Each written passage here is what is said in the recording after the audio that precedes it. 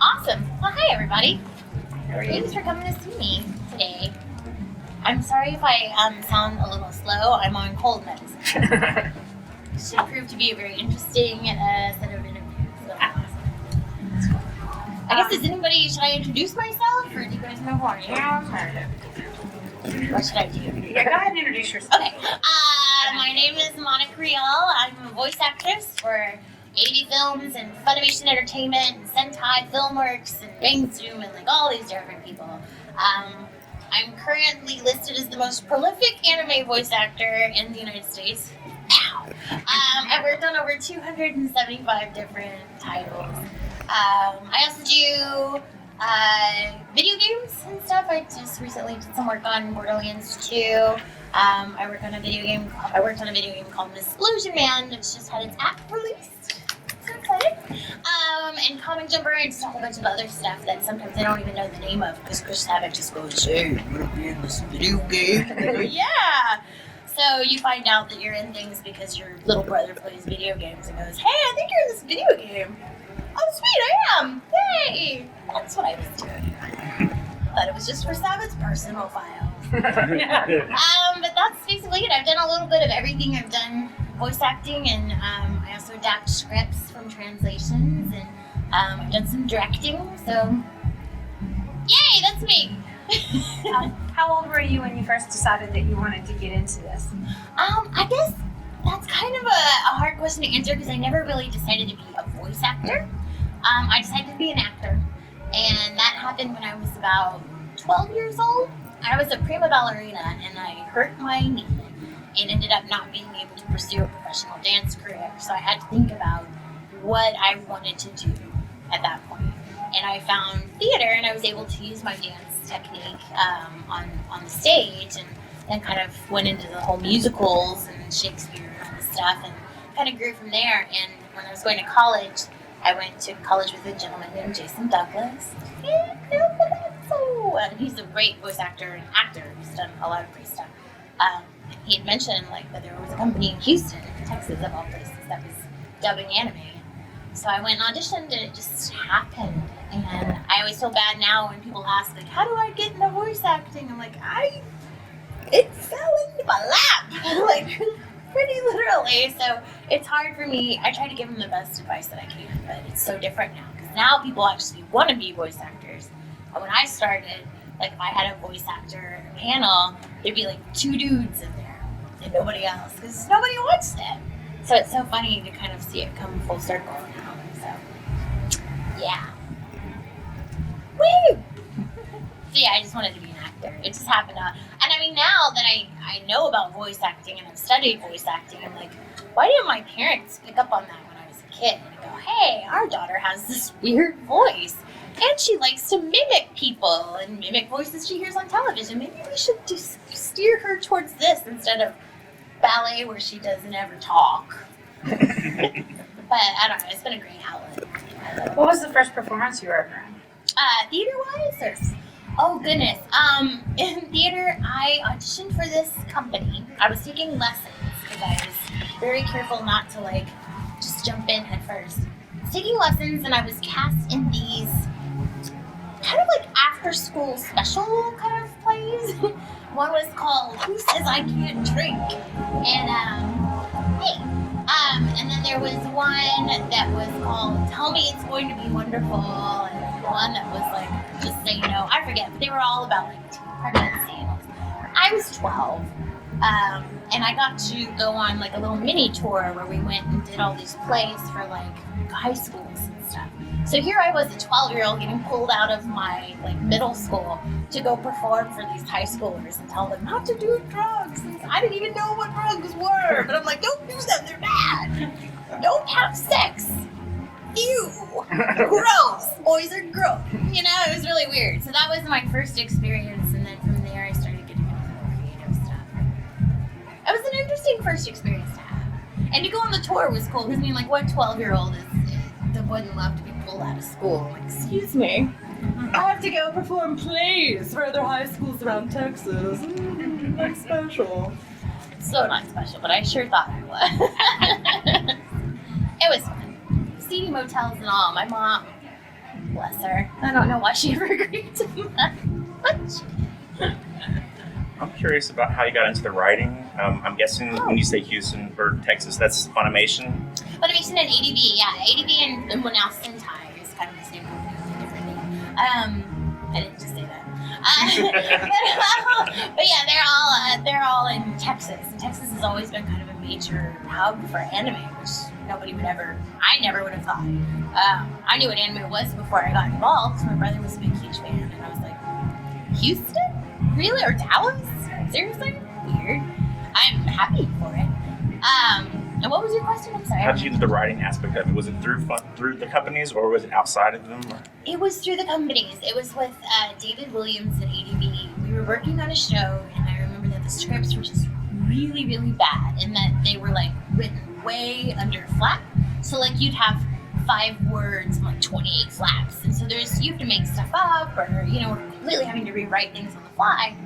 And I've been working at ADV for a while, so I said, hey, why don't you let me give it a try? I mean, it can't be any worse than what you got, right? You can pay me half of whatever you paid them. Just give me a shot. Let me see if I can do this. And so David let me do it. He was very cool about giving notes. And okay, now here's why this worked. Here's why this didn't work. You need to stay closer to the translation, or here you can't stick as close because that doesn't make any sense. Like, he really was good about helping me figure all that out and introducing me to the translators, so then I was able to ask questions and learn more. And I still, to this day, in adapting, I like to be really hands-on with my translators, so that I can talk to them about things that might sound kind of stilted when they're translated. Usually if you just go to the translator and go, hey, I don't get this. This is neat.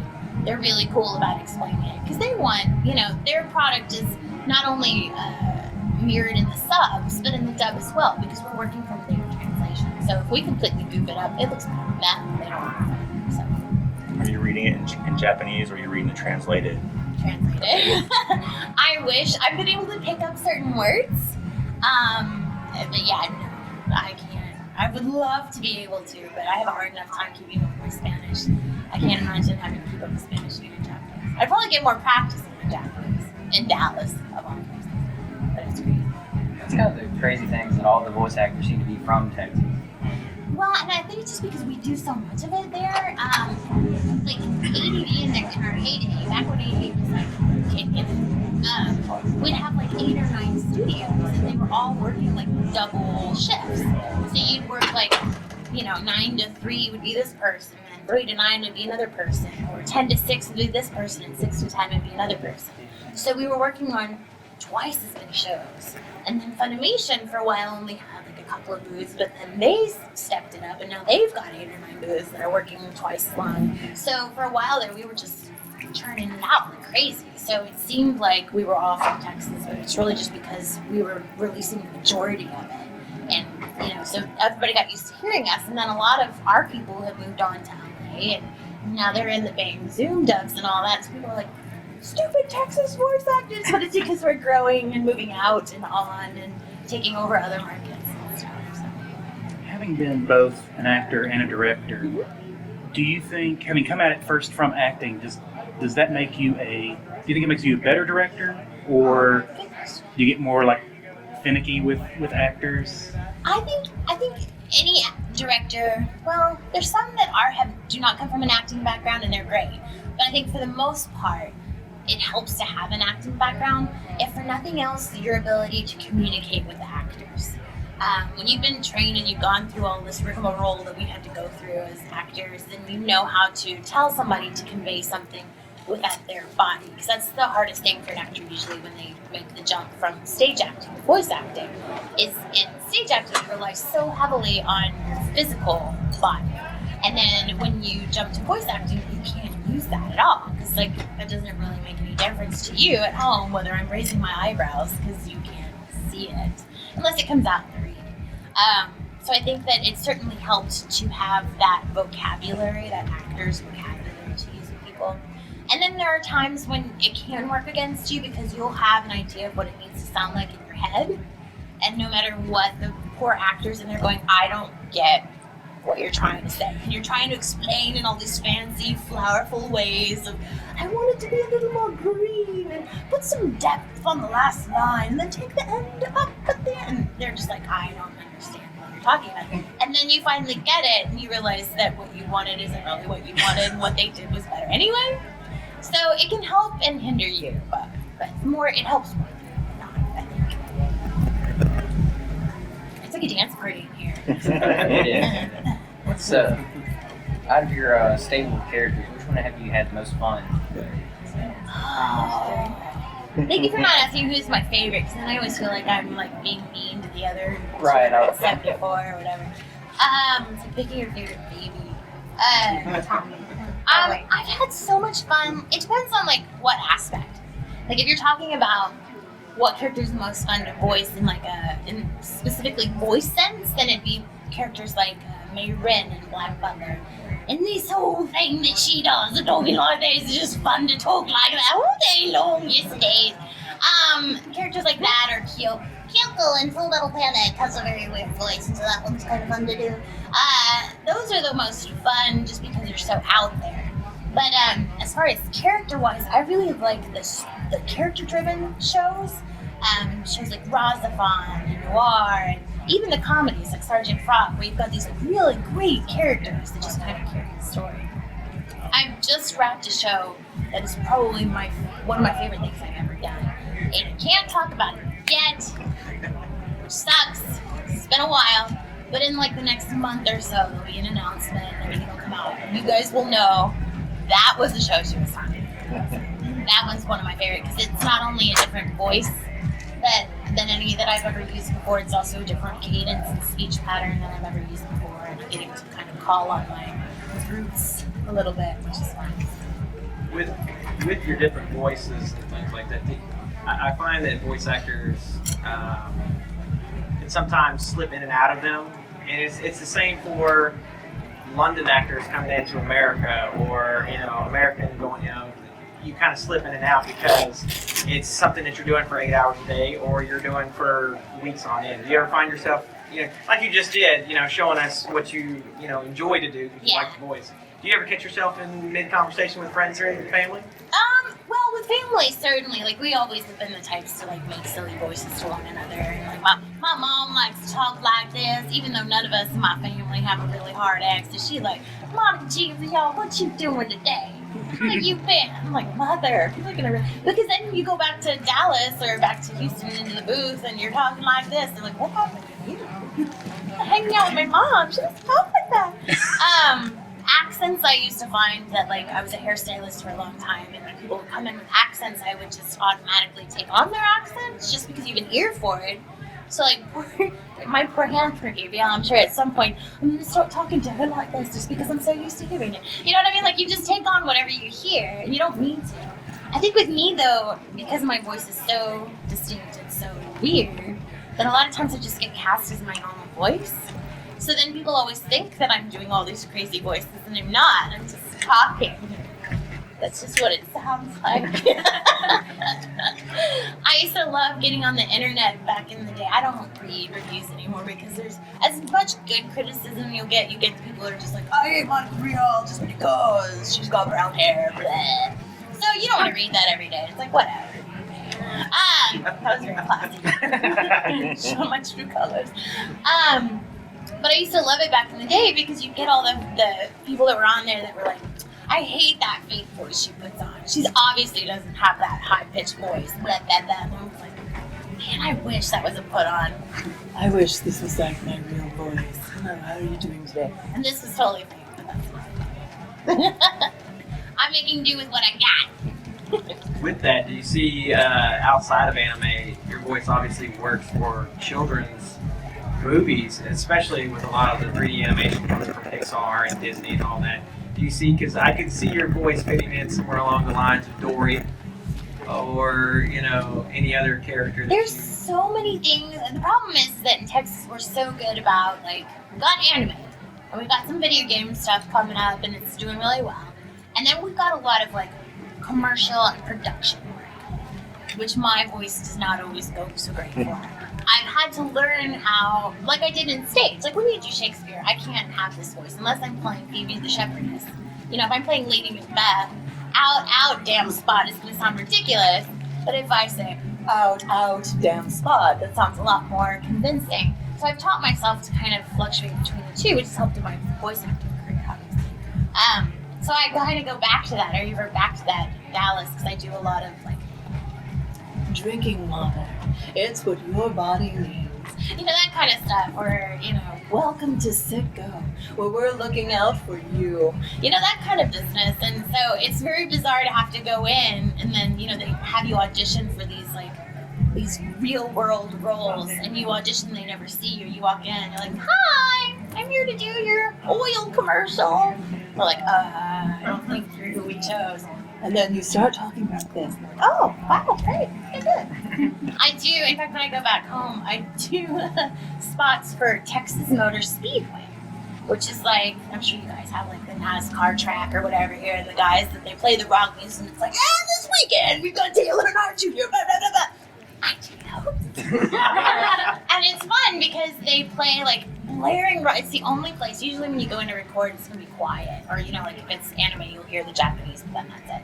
But these guys play like blaring rock music, and that's why they all sound like they're yelling. It's because they are, because you have to yell over it. It's like, this weekend, this is what we're doing, and this is who's racing, and it's awesome, and you're gonna come watch it. Rah! So it's awarded me this ability to kind of take all these weird kind of jobs that other people don't get because they have these very normal voices. But I've thought about the move. But the move to do Pixar and Disney and all that means moving to LA. Not the biggest fan of LA. Great city. Love you, mean it. It's never been one of my favorite places to live, and it also scares the bejesus out of me because, like, in Texas at least, I'm one out of maybe 50. If I go to LA, I'm one in like a bajillion, and those numbers really scare me. And then so I'm not so much scared of like the leap to go there; it's the leap of going there and then not being hired that scares me. I have to wait until some people, you know, get older and like fall off my snare. Like Tara Strong, when she's gone, maybe there'll be an open window. I can go, I'm in there! Bye! But I've thought about it and I've toyed with the idea of going to Disney. Because, I mean, who doesn't want to work for Disney? Who doesn't? I've got this voice that, like, lends itself to kids' stuff. There's just not a market for it. We shall see. So you do most of your voice recording in studio? You don't have a home recording studio? I do have it's not really a home recording studio. It's a little box and a microphone that I use for auditions. And then from there, they cast us from auditions and then send us off to whatever studio to record. So I do it all through my agency. So it's nice that because for a while there, I would use Chris Sabat's studio, Okatron 5000, is like right down the street. He's a good friend of mine. So I would go over to his studio and like do all of my auditions there, so they sounded really cool and awesome. But after a while, I was up there all the time, and I felt like I was intruding. Hey, can you record an audition for me? So now I do it on my own. It probably sounds like poop, but it still gets me work, so it's gotta be okay. What is the weirdest direction you've ever been given in the booth? And second part of the question is, what's the meanest thing Chris Sabat's ever done to you? Oh, Chris Sabat's smart. He hasn't done anything truly mean to me because he knows better. No, he really hasn't done anything mean to me. He loves to tell me about all the mean things he does to other people because I will laugh and giggle. I'll even give him ideas. I'm a great instigator. I'm just not the person to pull. Like I could not lie to people and be like, oh no, Chris isn't doing it. So I usually hear about it after the fact. But no, he hasn't done anything to me. Please don't give him any ideas. I don't handle pranks well, and it's bizarre, you know, everybody has a fight or flight instinct, and most people would assume, I would imagine, that my instinct would be flight, and it's not fight, which is why I don't go to haunted houses, because I don't want to get thrown out for punching a dude for going, bah! Ah! Or screaming obscenities at him, which I want to do on occasion. So that's my problem, is that I'm worried that if Chris Sabat tried to startle me or something, I might kill him. I don't want to kill him. And the weirdest direction, oh my goodness. there's a director at ADV whom I absolutely adore, and he for a while was giving some really obscure, strange direction where he would give you a color and be like, okay, that was mauve, but I need you to be more pink, more bright and fluffy. And as obscure and weird as it sounded, it always made sense, and you always got it. So you do it again, you're like, you mean like this? He's like, exactly. And I don't know, he had like actor ESP or something. He would send you the direction, and he'd say it, you're like, that makes no sense, but it would come out correctly. And then when I was doing Hello Kitty's animation theater, and I was doing the voice of Hello Kitty, my director would always go, baby powder. Because that was to think of her, she was so, I can't even do it right now because of my voice, but she was so like, hi, happy, sweet, that she would say baby powder, and for some reason the thought of baby powder would make it even higher and sweeter and softer than it was before. So she would just be so soft and sweet like baby powder. I can't even do it justice. That sounds like poor craggly old Hello Kitty. She's a lot cuter and baby powderier than that. But yeah, you get some interesting direction. But most people are really good about being able to describe what they want. Bevins is really good about, he'll use movie references. Like, you remember that movie that one time? I'm like, no, and then he'll show you a couple, oh, okay, I get it, totally. So every director is different, and you never know what to expect. It's fun though, it keeps you on your toes. Working with different actors, different backgrounds and different ethnicities and things like that, do you find that to be difficult? You go just because some people have, you know, their background, their ethnicity might be a little bit different, and they're like, well, because even working here, you know, I find out, you know, you don't hand a Japanese person a card, you bow to them, and you know, and all that stuff. Do you ever find yourself in an awkward moments where you're like, oh, sorry about that, I'll just like that? I guess early on, we used to have a lot of people at AV come through, like a lot of the Japanese companies would come through and do these tours. And they, you know, because we had a lot of Gonzo shows at the time, so people from Gonzo would come over and do these tours and everything. And so yeah, you'd have to learn your etiquette about, you know, how to do the card trade-off, when to bow, when not to bow. So then after a while, with going to conventions and meeting, like, you know, Japanese guests and everything, I started to realize that they were a little more laid back. Like, there is this, you know, prim and proper stance and everything, but for the most part, most of them were really chill and laid back, and if you handed them a card and they were very cool. They didn't think you were some like horrible person, you're going to die, horrible death. So the more I got to meet the Japanese guests and hang out with them, we had just crazy times. I can't remember, I think Camino one time, was it Camino? So many bands. But there was one con where I was up in the green room and they were telling me all of these dirty things to say in Japanese and making me say it in the cutest voice possible. Just because I thought it was so funny and videotaping. So somewhere out in Japan, there's a video of me saying foul, horrible things in the cutest voice possible. So they were like, oh, that's so funny! Japanese girls won't do this, but you will! Sorry, Japanese girls. That kind of stuff, or like, they taught me Kisama Shine. Die, trucker, depending on how you say it. So I thought it would be fun, like, I'm just gonna be that girl, so now whenever I meet Japanese guests, if they look like they're fun and not gonna be upset by it, I just go up to them and act like a stupid American and like shake their hand and Kisama Shine, and they're like, ooh. And then they start laughing and they're like, oh, Genki. So yeah, you try to break the ice, but yeah, it was pretty scary back in the day because you didn't want to step on anybody's toes, and especially because you didn't know if, like, does that mean, like, if I screw it up and I step on somebody's toes from Gonzo, are we never gonna get a Gonzo show again? It'll be all Monica Rial's fault. Great. So they were very careful about keeping us away from the Japanese usually. Yes. Now, I've heard you said before that the reason you love doing voiceover is because it's like one of the few jobs you can show up in your pajamas. That's fantastic. How many times have you done that? You know, as much as I see that, I haven't actually shown up in pajamas. I have shown up very close to pajamas. There have been times where I've shown up at the studio and I just look a hot mess just because I'm like, who cares?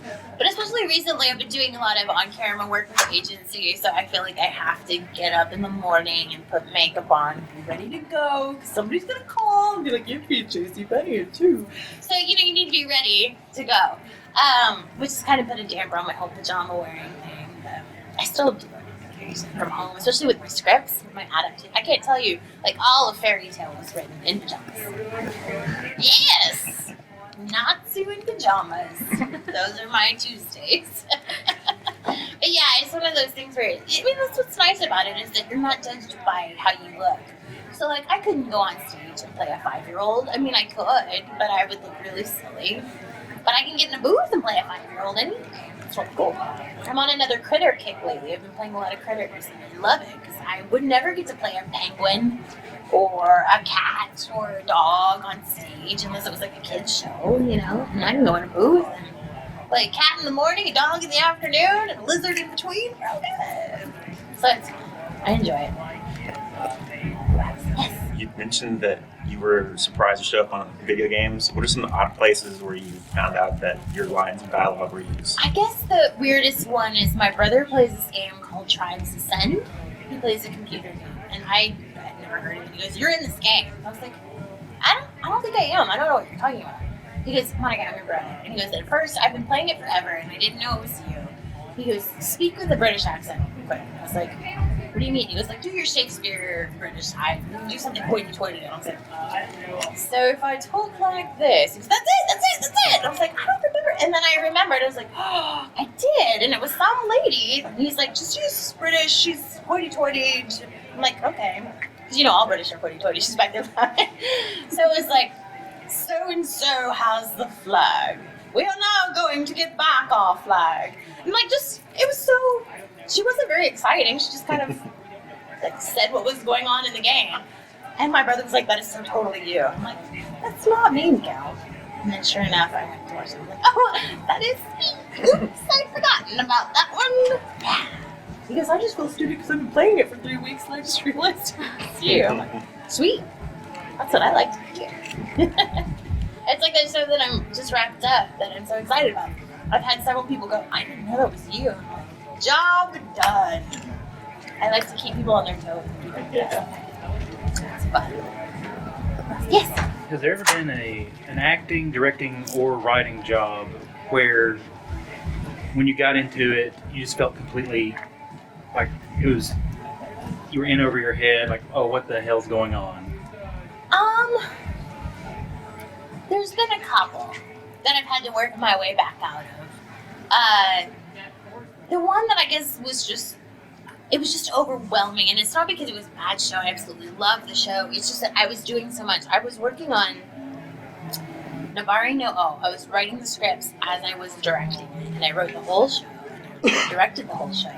And so that was it's a wonderful show, and I love it. But that was a lot of one show.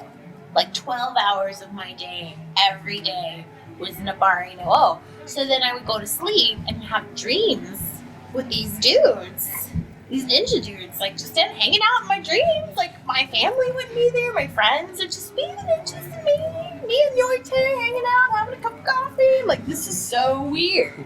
Like, when it gets to the point where it's just permeating your dreams and your life, you're talking to other people, like, "What have you been up to?" "Well, I've been working on this, Yorte did this thing the other day, and Miharu said this," and they're like, you're talking about them like they're your friends. And it's because I wasn't seeing anybody else except the actors that would come in and voice these characters, and then I'd go home and spend more time with these characters. So they did become kind of like people that I hung out with, and it was a very fine line between sanity and insanity. So that's the only time where it's gotten really overwhelming. As far as script adaptations and stuff, if it gets to a point where I don't understand what's going on and I can't figure out what's going on, I will go to Sarah Lindholm, who's fantastic, who's our head translator at Funimation, and I'll go, "I don't get it. I don't get it. Sea Control was one of those. I loved working on that show, but it's so heavily based in economics. I would find things that the translator missed and go, "Oh, this is a quote. I know what this quote is from Economics 101, a long time ago." And then we discussed it and figured out, yes, it is. So it was cool because we kind of worked together to put that whole puzzle piece together. But there was a lot of times where it's like, I don't understand what's happening. I would just go ask her, and she's like, well, here's why this is happening, and then the whole economics, this is why, blah, blah, blah. So it's been really cool. I mean, it's nice to have a team that you know that you can go and ask questions to. You know, there's no guesswork. Fairy Tale's been phenomenal because we have great translators, but then we also have manga. So we have two different takes on the same kind of translation. So we've been able to utilize both. We can go with some of the stuff from the translators and some of the stuff from the manga, you know, depending on what the licensing is. So it's been nice. This is a little off topic. Go for it. I'm not sure about in the anime community, but what kind of causes do you guys have charitable causes that you like to help out with? You know what, we help out. There's all kinds of stuff. Like when the tsunami hit, there was a lot of like, you know, Japan relief that we were a really big part of.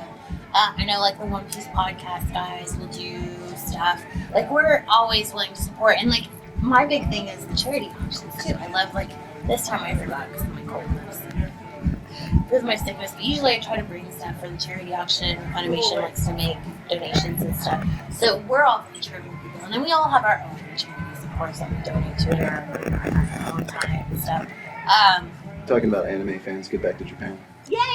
Like that was, We were involved in that. see, fantastic stuff, you guys. Like that's the kind of stuff that we love hearing. There's also cons, like Anime Detour is all for charity. So like if you get an anime family, this is where you go. And it's because, you know, and anybody would, because like everything is for charity.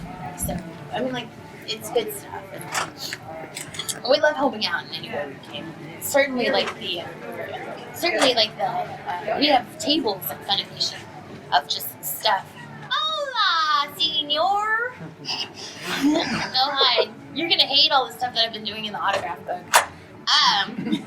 So there's like tables and tables just full of wall scrolls and videos and all kinds of stuff for us to sign. And it's taken to the conventions for them to auction off at charity auctions so that people that don't normally get to go to conventions and stuff can get a signature from Tom Habercorn or somebody that they might not normally see. So we try to do as much as we can help out. Is there a specific cause that you yourself that you're really big on? Or Right somewhere now? your heart is? Oh my goodness, there's so many. I'm really big on AIDS charities. I'm really big on equality right now, like any kind of equality stuff. I've been a big supporter of that. My friend Jimmy McGonigal, a fellow voice actor, was just like at the forefront of that. I'm supporting it anyway. All kinds of stuff. I'm a giver. I'm one of those people, like if you go to the grocery store and you're like, would you like to give $1? I'm like, I'll give 5. Why not? You know what I mean? Like, it's not gonna hurt me. If I'm secure, I don't need that cup of yogurt. I'll give 10, whatever. Do you want to sign a shoe and put it on the window? No, I just want to give you the money. You don't have to give me anything in return. So we try. No problem.